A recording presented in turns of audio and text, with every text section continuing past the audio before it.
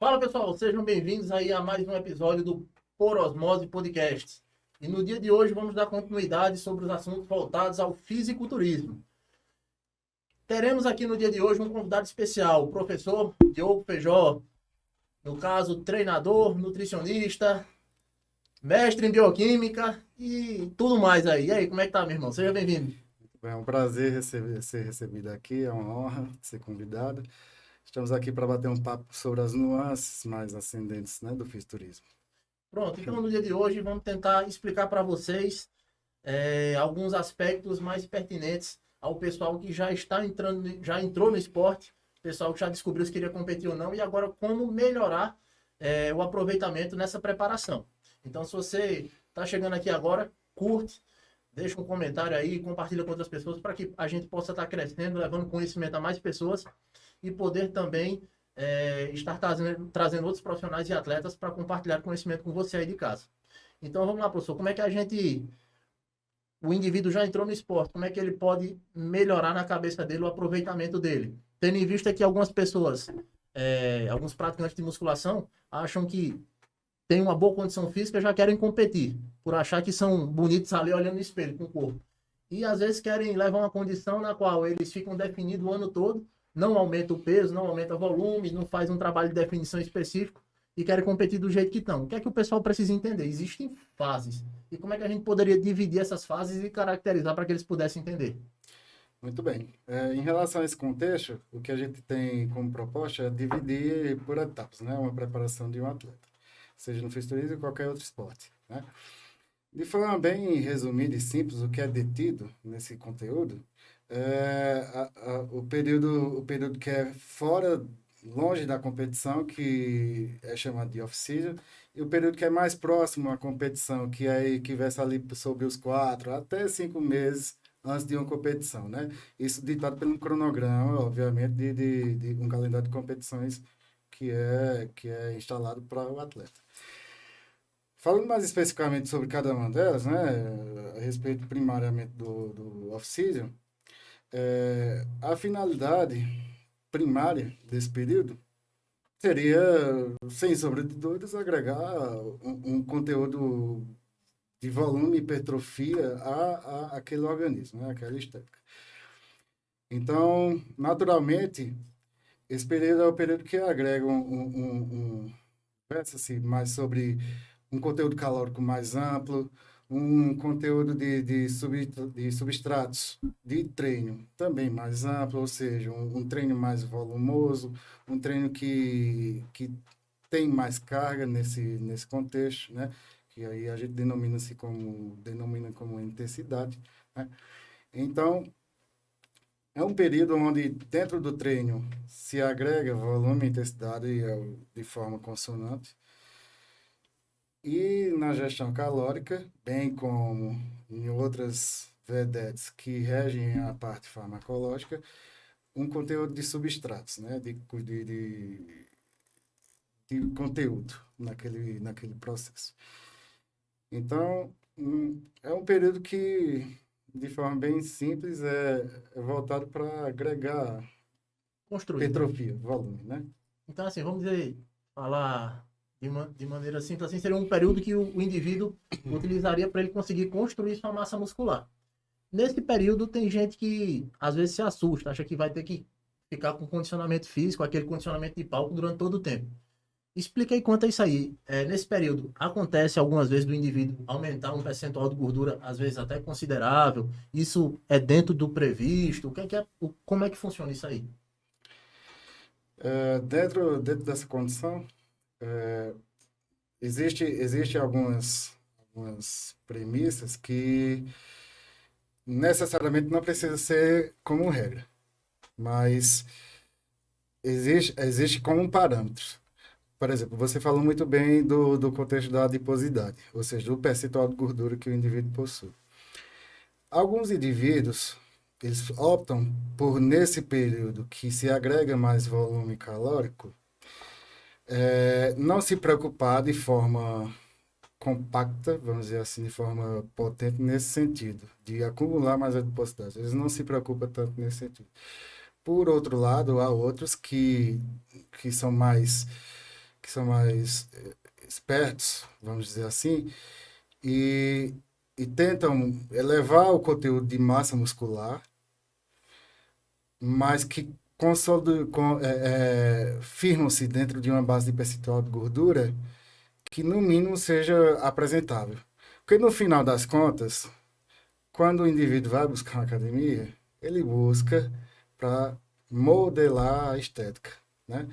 Então, o contexto da modelagem física, que era ditada no início do histórico do fisiculturismo, no século XX, né? Então, essa modelagem física nada mais é do que você agregar um conteúdo de volume, definição e aliar com harmonia, simetria e proporção.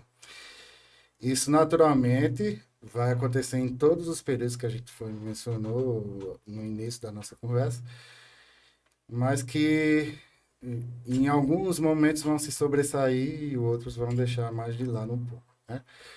Mas, do ponto de vista estrutural, se torna mais cinético o indivíduo ele ter controle sobre o percentual de gordura nesse período, não deixar fugir muito a regra, né?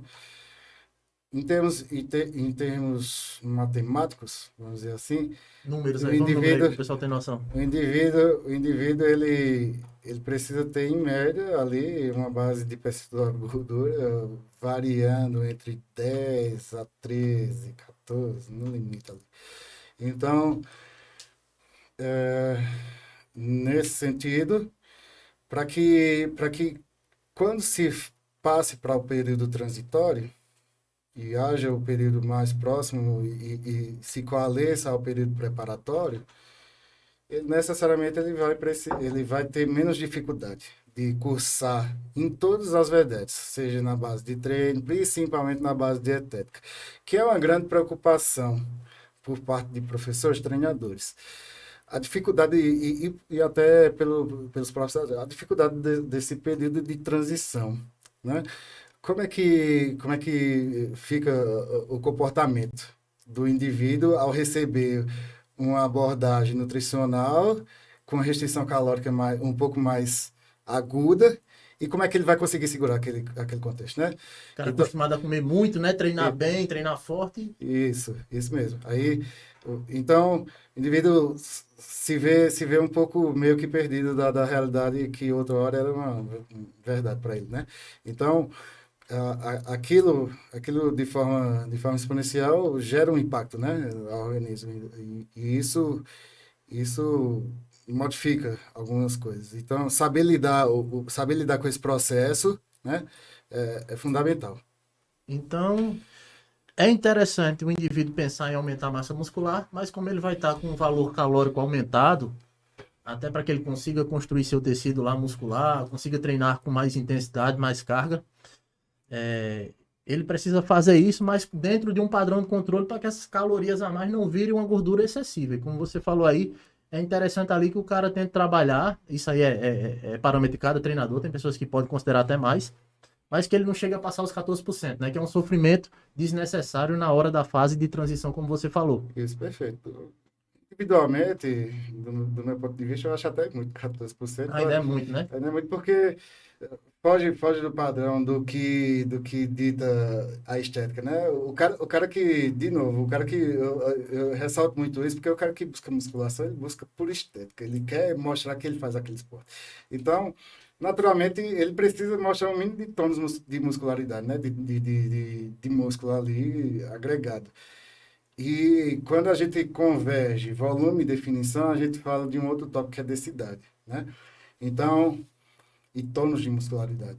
Então, o indivíduo que apresenta esse tônus de muscularidade mais ascendente, mesmo que seja no período de off-season, dá para ver que ali o percentual de gordura não está no nível de competição, não está muito baixo, mas eventualmente é um indivíduo que ele consegue agregar as calorias necessárias para gerar o ganho de massa muscular, hipertrofia, e nesse sentido, ter a relevância das vias fisiológicas para colocar aquela energia que ele está consumindo para o tecido muscular, né?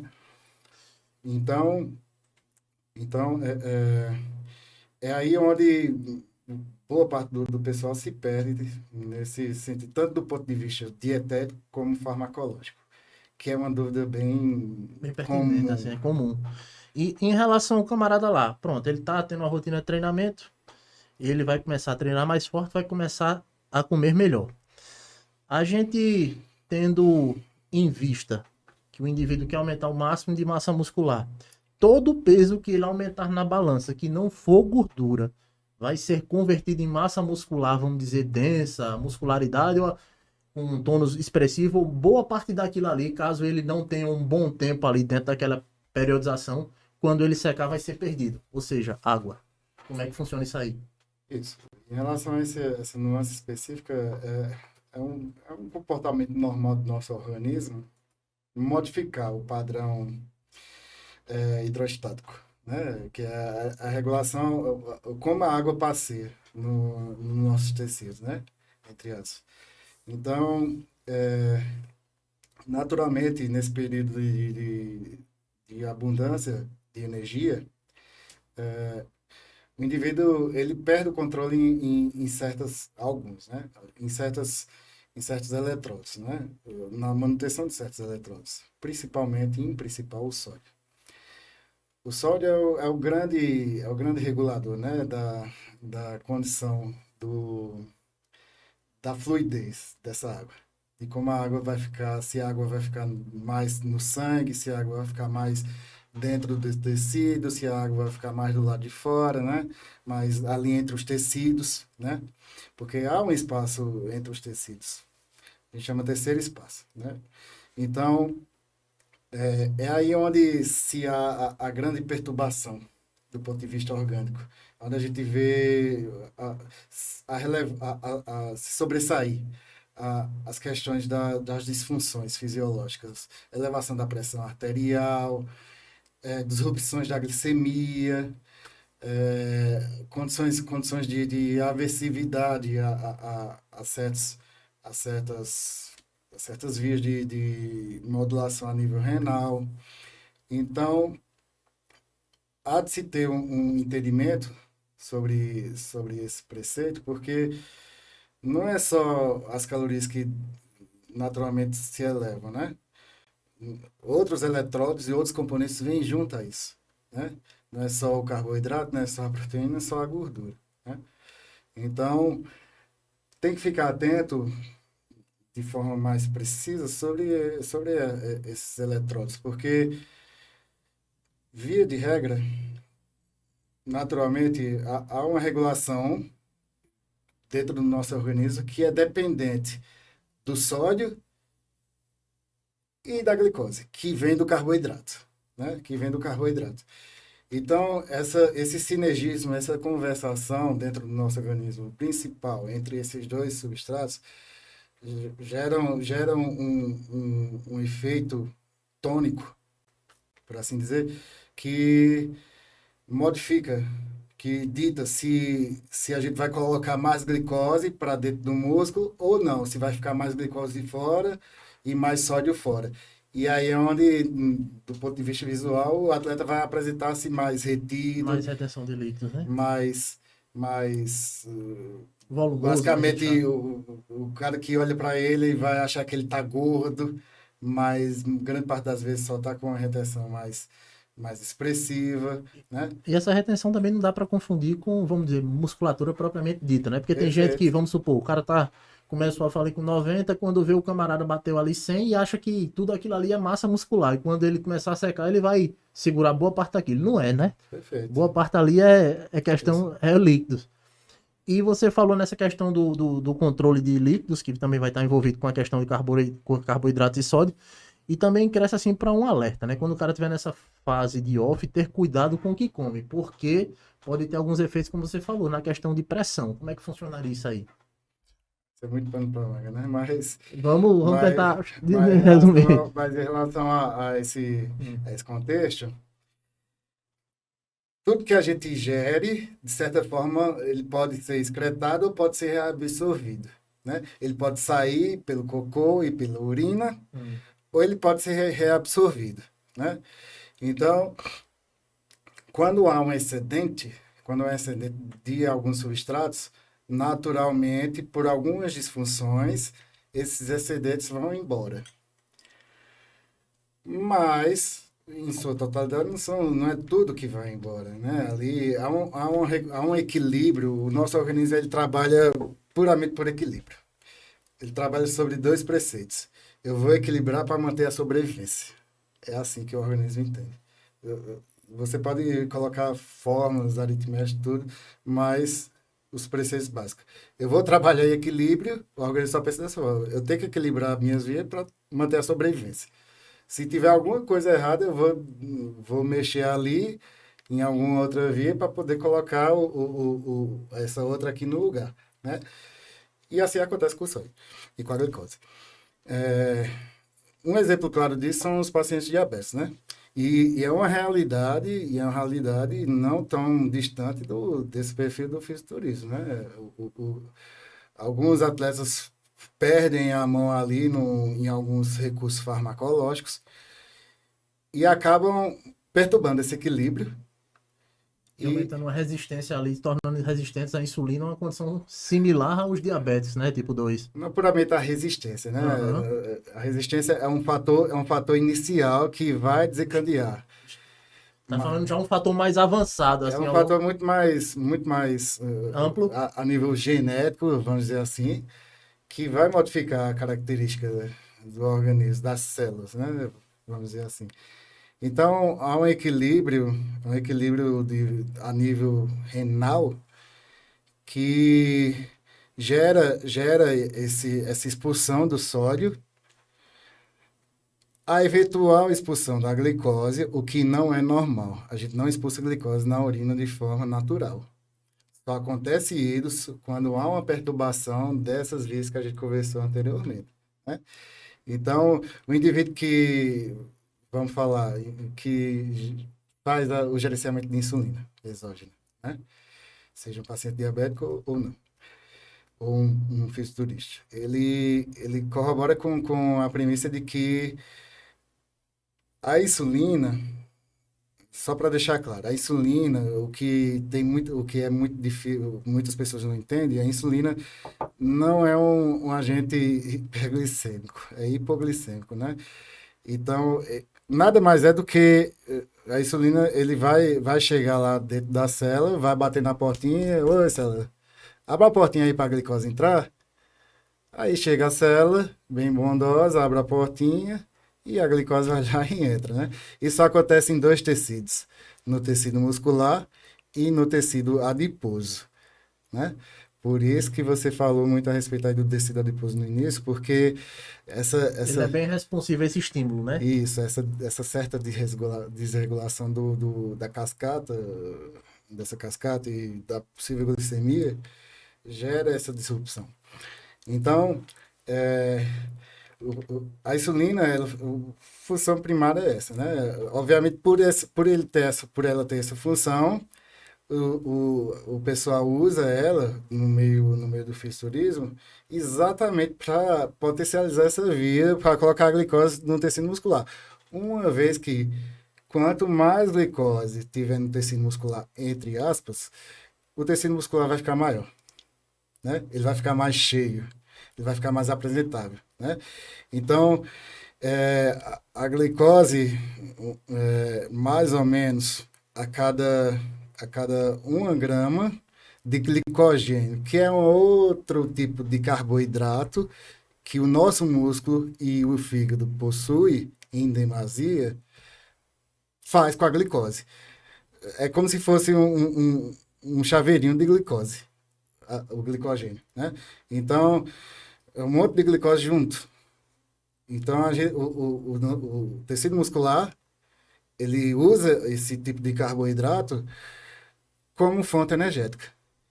E aí é onde também entra a premissa da brincadeira dos períodos de destroço nutricional, para carboidrato muito alto no período de off-season, carboidrato mais baixo no período de restrição calórica, perto da preparação, exatamente para brincar primariamente com essa retenção de glicogênio no tecido muscular. Então, a cada grama de glicogênio, A cada grama de glicogênio que o músculo tem, que o músculo vai carregar, ele leva junto consigo 3 gramas de água. Ele leva junto consigo 3 gramas de água. Por isso que quando o indivíduo consome mais carboidrato, naturalmente, ele vai ter, se ele gerar o estímulo de modificação com o treino, naturalmente ele vai agregar mais preenchimento àquela estrutura muscular, que é a base para a construção do tecido muscular. A gente não está construindo tecido muscular com glicogênio, não entendam dessa forma, mas é a premissa básica para a formação do tecido muscular, é reter energia, porque nossos tecidos só trabalham a partir do contexto se ali tiver energia, né? Então, a água lá dentro do tecido, a partir do carboidrato, junto com essas nuances dos eletrólitos do sódio, né, em principal. Pronto, então a gente falou que tem essas considerações aí sobre o aumento de carboidrato, aumento de líquidos. E de maneira geral, vamos supor que o indivíduo ele passe a comer desregrado, ele não atente quanto ao que ele come. Tem uma dieta, vamos dizer, mais suja, falando assim. Coma mais carboidratos refinados, ultraprocessados. Como você falou anteriormente, ele pode ter um fator genético e também, através dos estímulos que ele dá por período prolongado, ele pode se tornar ali pré-diabético, diabético, né? Em algumas ocasiões. Bem como pelo período prolongado que ele der da preparação, aumentando assim a ingesta de sódio e com o aumento do peso corporal, ele pode também desenvolver uma hipertensão. Essa hipertensão poderia ser transitória ou acabar se tornando crônica? Como é que seria essa interpretação? Ela pode ser momentânea, tanto momentânea como se tornar realmente crônica, né? Gerir o organismo a longo prazo, né? Eventualmente, o mais comum é observar o estadia aguda e ela ir embora, né? Então, essa desregulação desses eletrólitos junto com a água gera esse pico de tonicidade dentro dos vasos que vai modificar, né, a pressão, o conjunto de pressão, né? Essas alterações aí, elas podem ter algum risco a nível cardiovascular? Eventos cardiovasculares são comuns nessa fase da preparação? Muito. Como é que se daria? Digamos assim, os efeitos cardiovasculares de uma preparação, principalmente em questão de off-season. Quanto à conformidade do coração, precisaria de muito tempo, né, para se alterar essa conformidade. Seria um longo período de tempo, trabalhando com a pressão aumentada, para ele alterar a estrutura. Mas, a nível de pico de pressão, por conta desse aumento de volume corporal, poderia ter algum episódio, assim, de que fosse mais preocupante. Quanto a isso, cresce alguma coisa de importância para a gente alertar o pessoal de casa? Fique atento a isso aí. Às vezes faça uma aferição de pressão, porque pode sim ter alguma Você falou agora o que é para ser feito, a aferição de pressão. O que não é feito. Não é feito, né? Não é feito. Já viu algum atleta fazendo isso aí? Nunca.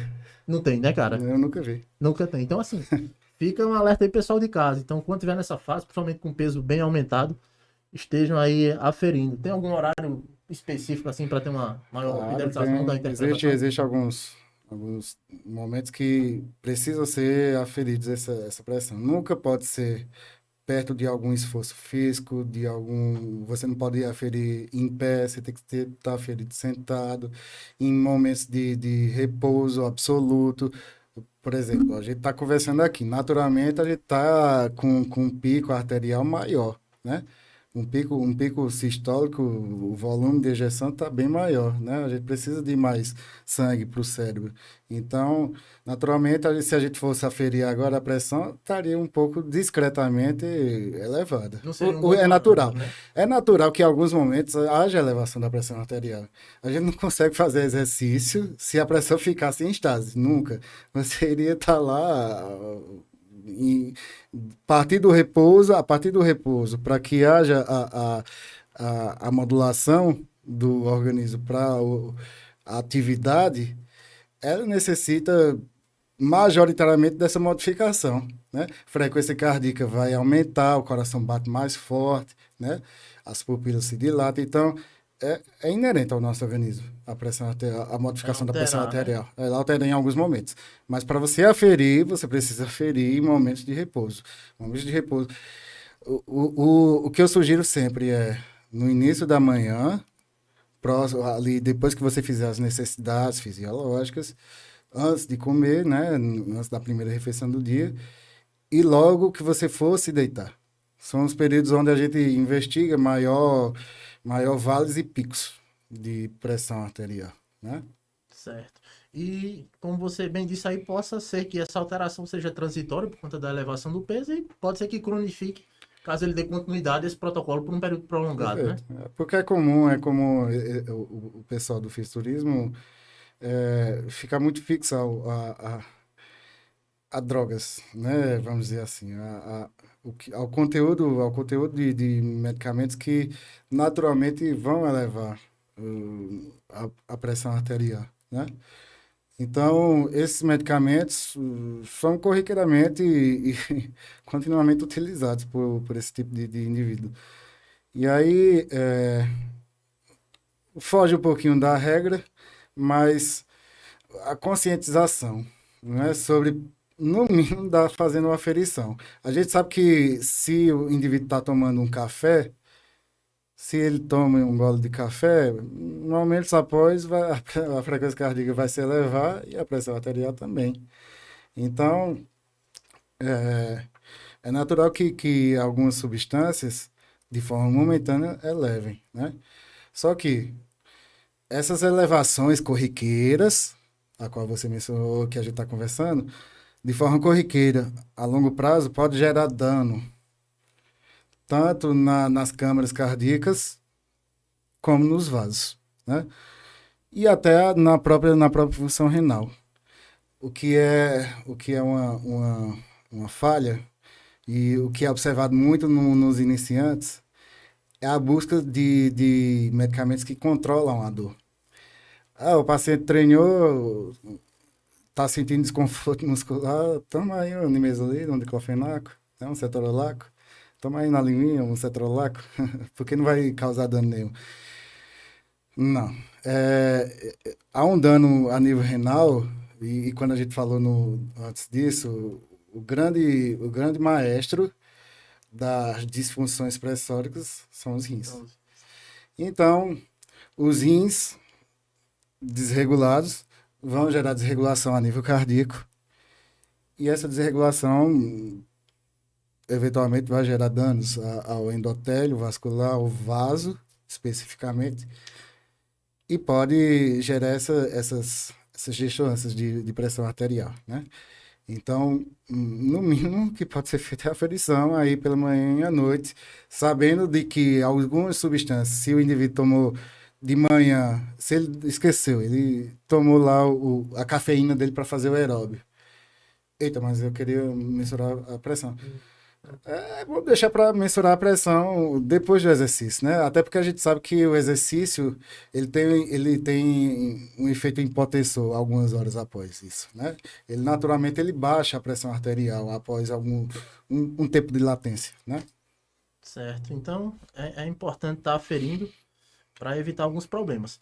Como você falou, então, assim, que nessa fase, caso a pessoa tenha um descontrole, a pessoa pode ter problemas, no caso, com problemas relacionados à glicemia, de pré-diabetes, diabetes, a gente pode ter problemas pressóricos, problemas cardiovasculares e problemas renais, caso o indivíduo mantenha algumas dessas atitudes aí por um período prolongado. Em questão de treinamento, tem alguma periodização que seria interessante de ser seguida?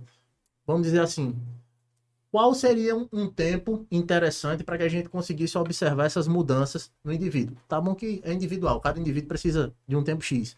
Mas, de maneira geral, para eu ter uma mudança significativa na minha estrutura, qual seria um período legal que eu podia estar estabelecendo ali em meses, semanas, para ter um bom resultado?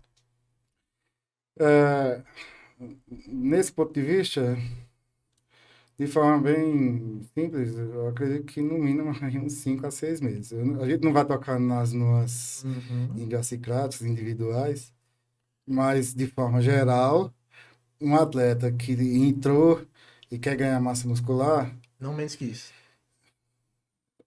eu diria que isso é tão pouco, Ainda é pouco, né? mas, mas pelo menos aí uns 6 meses, um semestre, 6 meses, pelo menos, né? no mínimo. E lembrando que depois dessa fase ele ainda tem que ter ali mais ou menos quanto tempo ali na finalização, o que é que tu considera interessante? Tem gente que gosta de colocar ali 20 semanas. Tu acha que menos que isso também dá para trabalhar?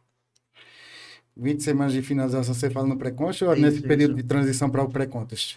Transição pré-contest. A transição já É. pré-contest. Aí fica a margem para a gente definir realmente até que ponto vai o off-season, seria o período ali o período que vai entre o período transitório e preparatório, o período de repouso, perdão, e o período preparatório, né?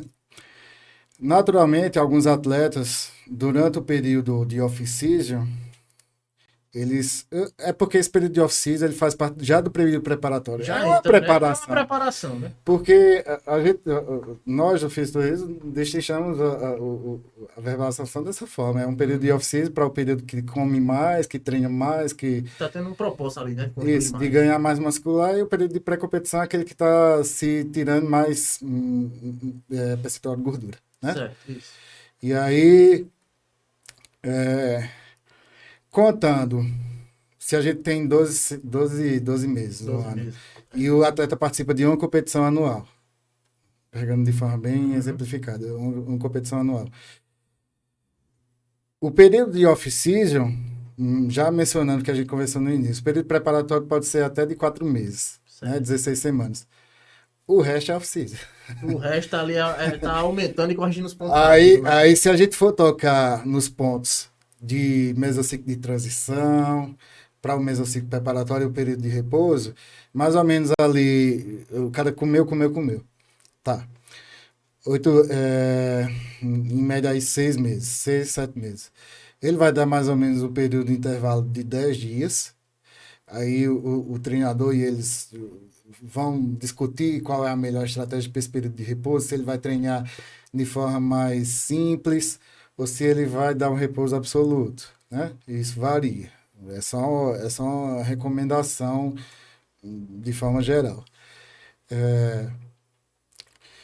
E aí, após esse período de repouso, entra o período de transição. Esse período de transição ele não vai desencadear um derrubamento de calorias de forma bruta, né? De forma abrupta. Proporcional, né? Vamos dizer assim. Esse período de transição seria o período onde as calorias iam decrescendo exponencialmente, né? Para que o indivíduo gere aquela vivência para o organismo, aquela Certo. adaptação. Certo. Então, falando assim, o que não fosse essas últimas 4, cadê esses, vamos dizer, 3, 4 meses ali de finalização, o resto é tudo, vamos dizer, off ali que estaria construindo. E a questão da pausa fica a critério, né? Não é obrigado também a estabelecer essa pausa, né? Essa pausa seria um conteúdo mais para atletas que estão no nível mais alto, né? Em termos de músculos, de muscularidade. Certo. Quanto à parte farmacológica, o que é que poderia dar suporte nessa fase? Quais tipos aí de recursos ergogênicos, hormonais a gente poderia estar buscando para dar um maior suporte? O que é mais comum nessa fase da periodização? O que é mais comum, vamos falar de forma bem específica dos esteroides, é que é um período onde, naturalmente, eles vão estar em grande concentração, né? Em comparação ao período de pré-competição, né? Até porque o esteroide só tem a sua funcionalidade biológica se tiver substrato energético, se tiver demanda calórica. Se não tiver demanda calórica o suficiente para que haja um perfil de funcionalidade para aquele medicamento específico, você vai exacerbar os efeitos colaterais. Então, é a grande jogada, é o pulo do gato, que os treinadores, os alunos, os atletas precisam entender que não significa que mais, do ponto de vista esteroide, é mais tecido muscular, é mais massa muscular.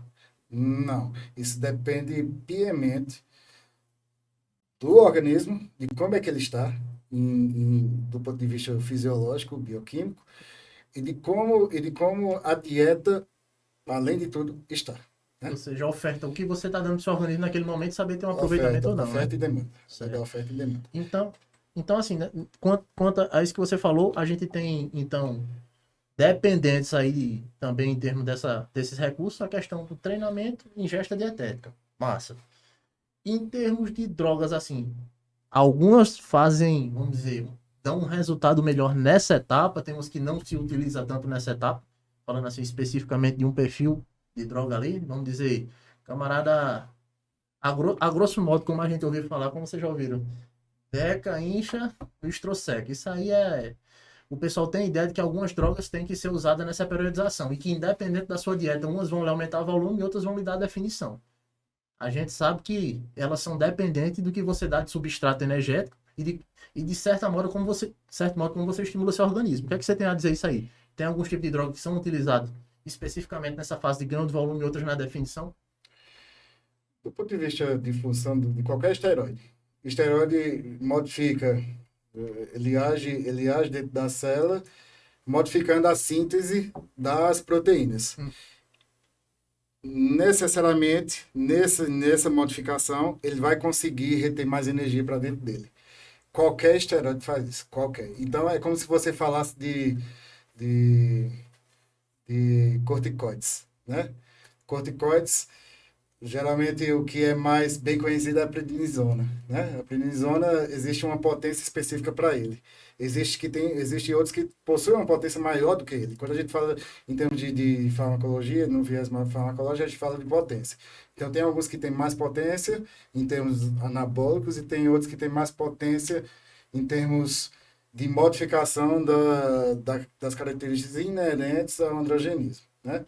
Afinal de contas, os esteroides, alguns deles, né? Que nem todos os esteroides são androgênicos, né?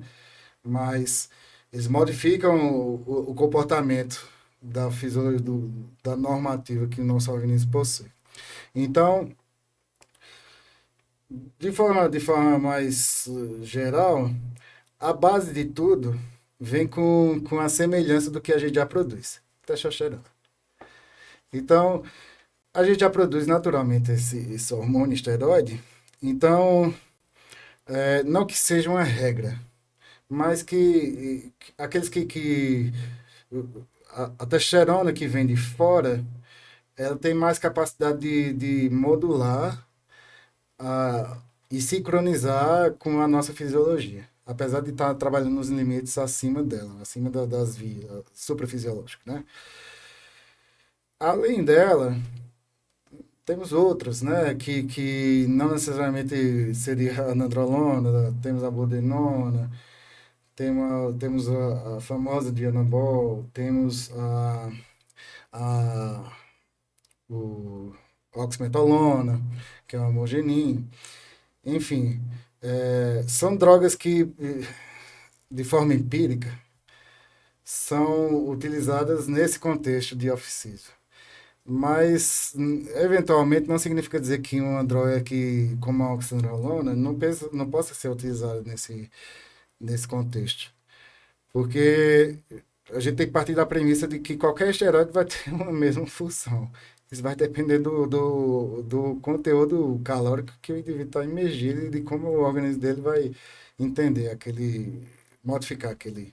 Ou seja, não tem, vamos dizer, uma fórmula de forma de bolo assim que todo mundo faça aquilo ali e vai dar certo. Vai depender do que o indivíduo Não, come, tá? mas naturalmente, se fosse para propor um que teria que ter, seria testosterona. Testosterona seria a base. Sim, agora lembrando o seguinte, que a gente tá falando aqui, mas a gente não especificou. Seria a gente falando dessa preparação visando para homens, né? Para mulher o negócio seria diferente. A gente não vai nem entrar nesse viés, senão É vai muito dar pano pra muita manga. conversa, cara. Não vai dar certo, não. Então, de base, usaria testo e usaria o quê? Vamos dizer, uma ou duas drogas auxiliares nesse processo aí.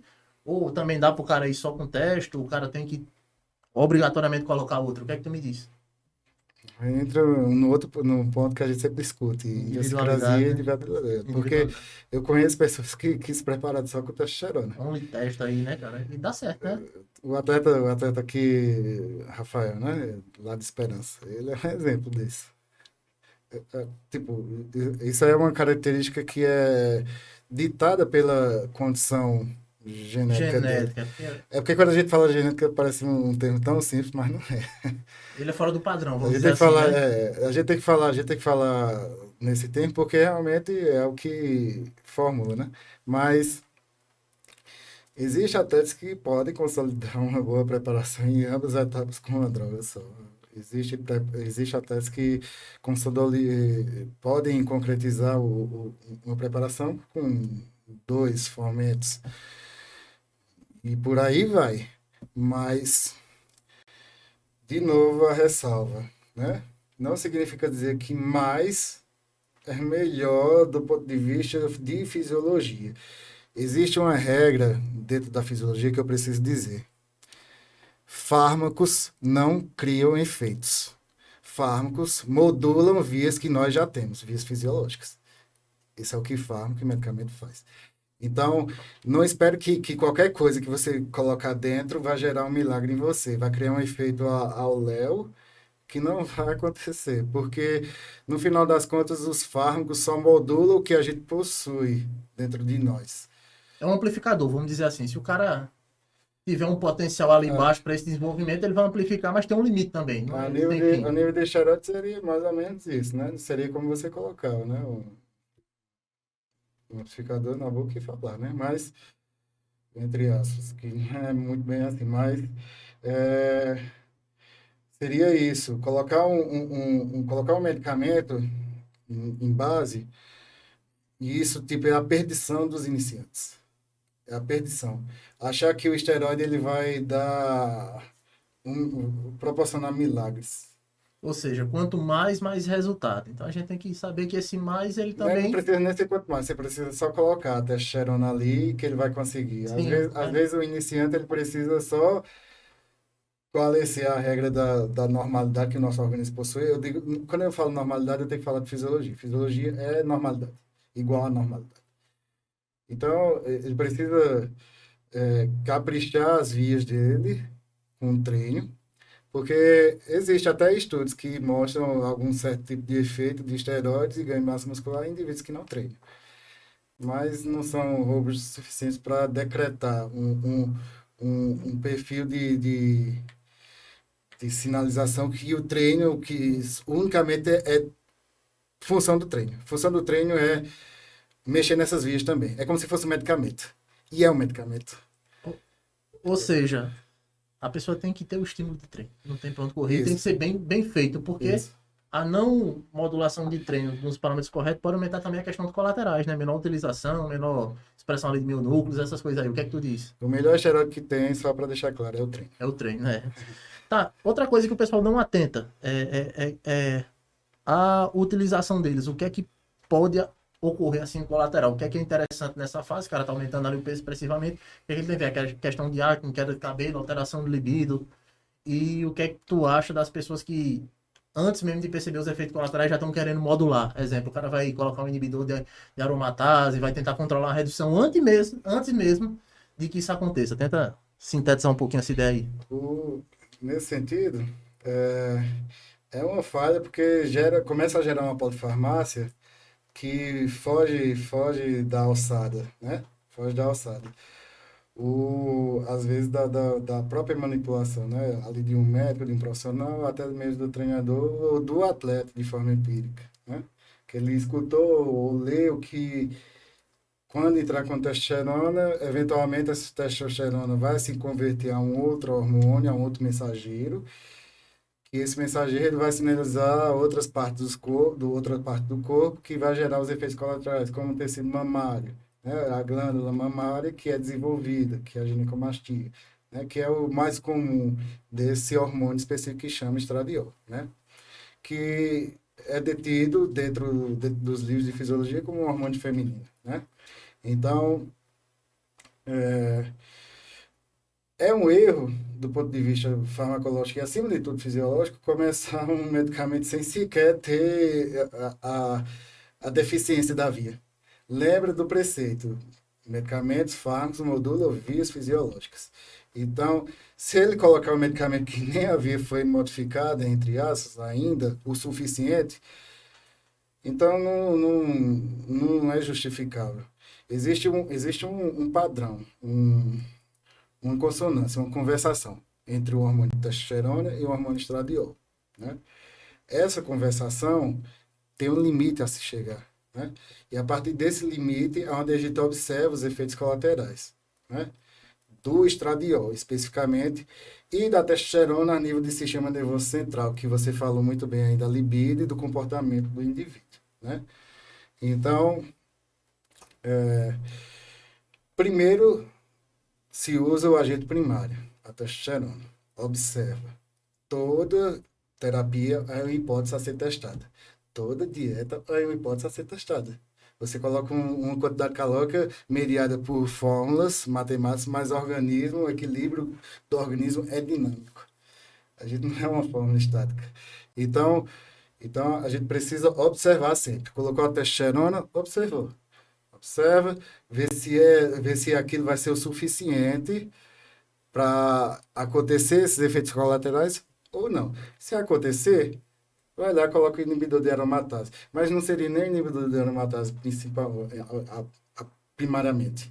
A gente tentaria controlar outra via, que seria menos agressiva, entre aspas. Vocês teriam pegar mais, tentar acertar receptores específicos para não ter que baixar o estrógeno a nível. Isso, receptores, né? Porque aquela teoria da chave fechadora, né? Uhum. Que o mensageiro tem que se ligar a uma proteína específica para desencadear a função. Essa proteína específica a gente denomina como receptor, né? Então, existe receptor para tudo no nosso organismo, né?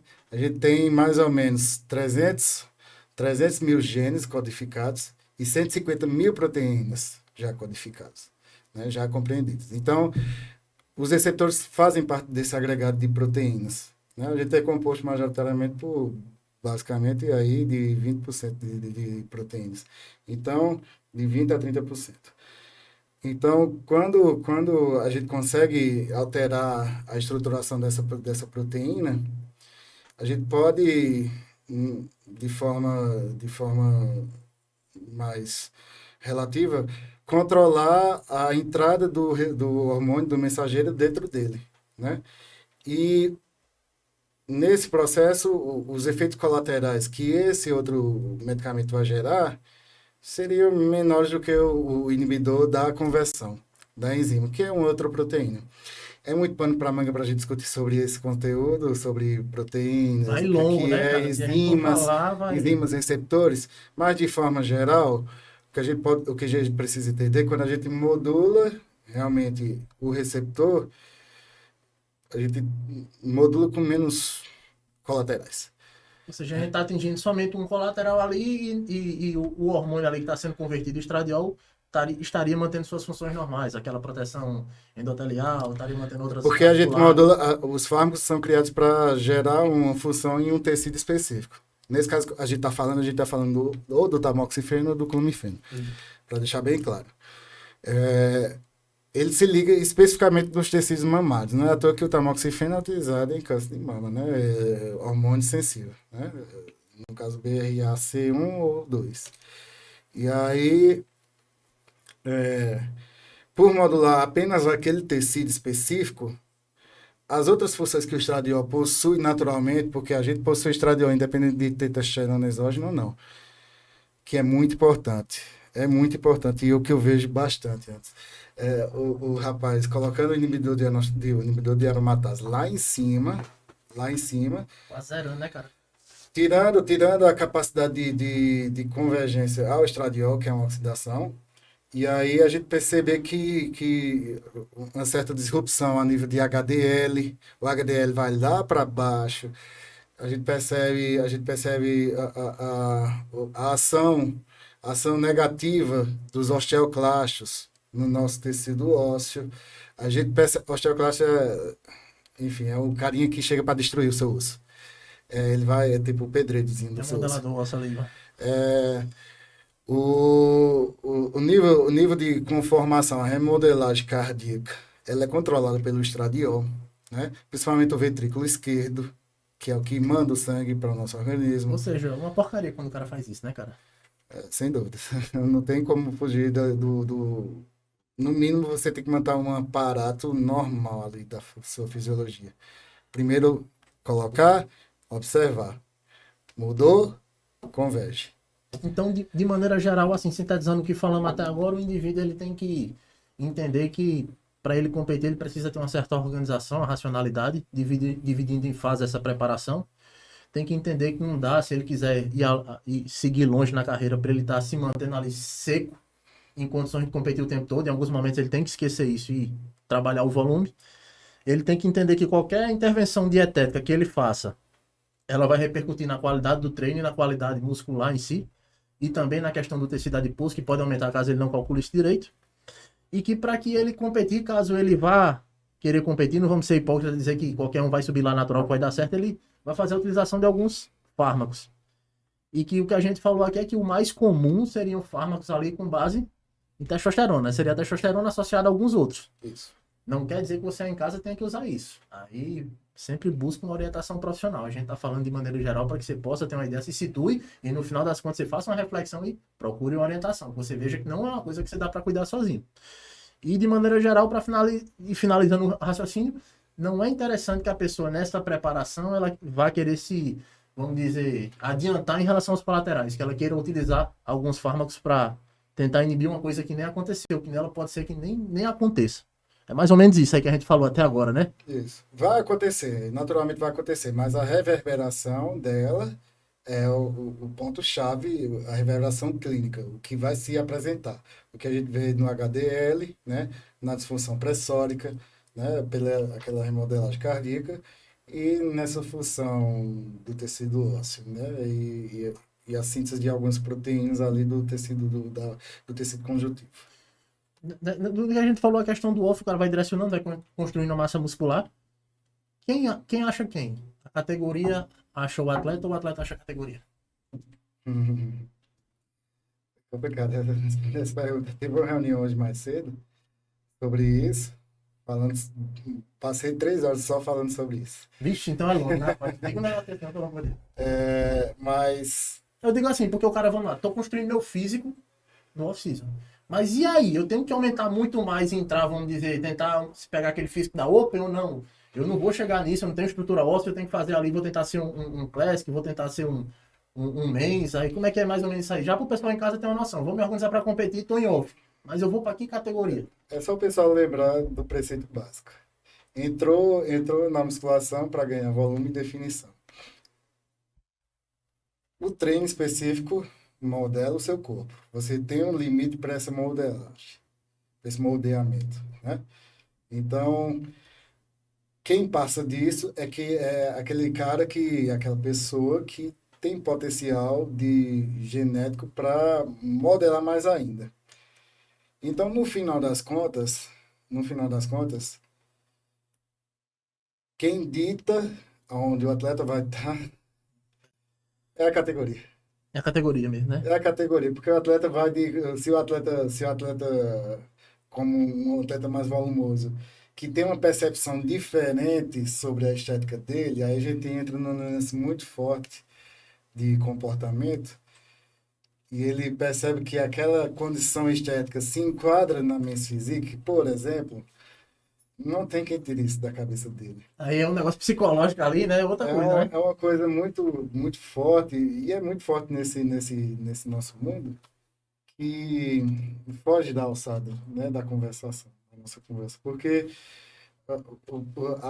a percepção que o indivíduo tem de si, de como é que ele está, às vezes tem atletas que deixam isso fluir de forma tão forte que basicamente ele pode subir, ele queria subir na Running, né? Mas é brincadeira, mas é só uma brincadeira para caracterizar, né?